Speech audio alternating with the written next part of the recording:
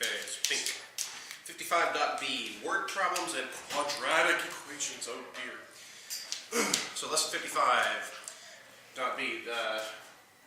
If we have, we've done some of these sorts of problems before.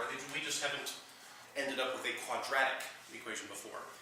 When we have some of these number word problems, for example, 55.4, find 3 consecutive integers such that blah, blah, blah, blah, blah.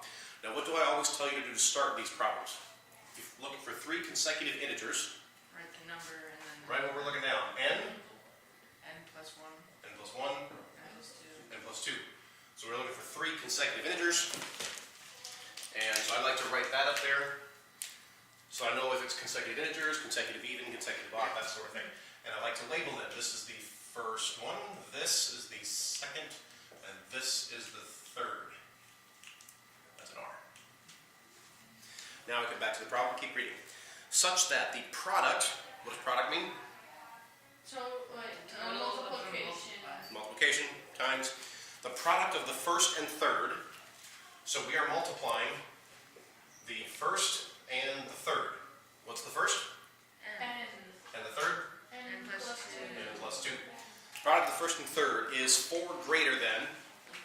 So if this is greater than something, we can subtract 4 to make it equal to.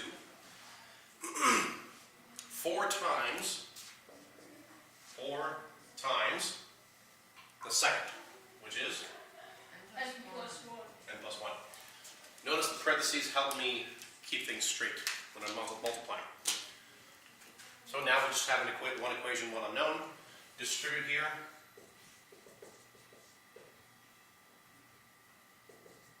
Distribute there. Put everything on one side. Let's see, subtract 4 from both sides. I got this here. Now, what do you do in a case like this? Do you use the square factor? I'm not sure what you meant. What you meant might be correct. This is just the same as if we had something like this. How would you solve something like this? Factor it. Try to factor it, right?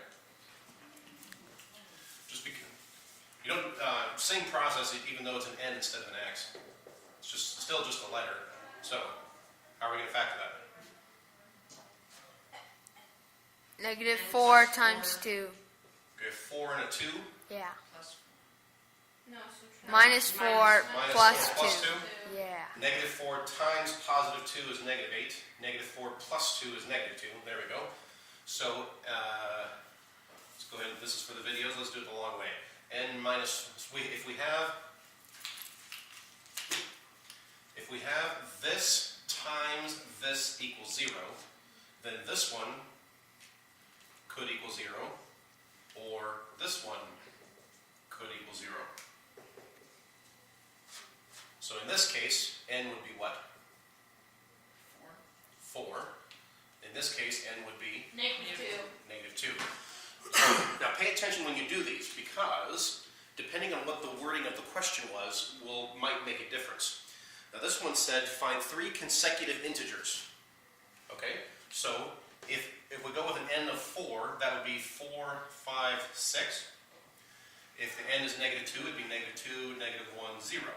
So we have 2 sets of answers there. But what if, and I'm bringing this up because they're going to do this to you at some point, what if the question was find 3 consecutive positive integers? If that's the way the question was worded, then your answer would be 4, 5, 6, because these are not positive. If it said 3 consecutive negative integers, then this would be your answer, not this one. What about the 0?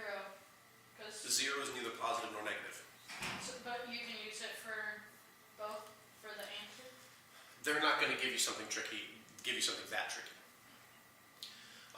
And also somewhere, at some point in the book, they're going to specify even or odd. So make sure you watch out for that as well. Because on some of these problems,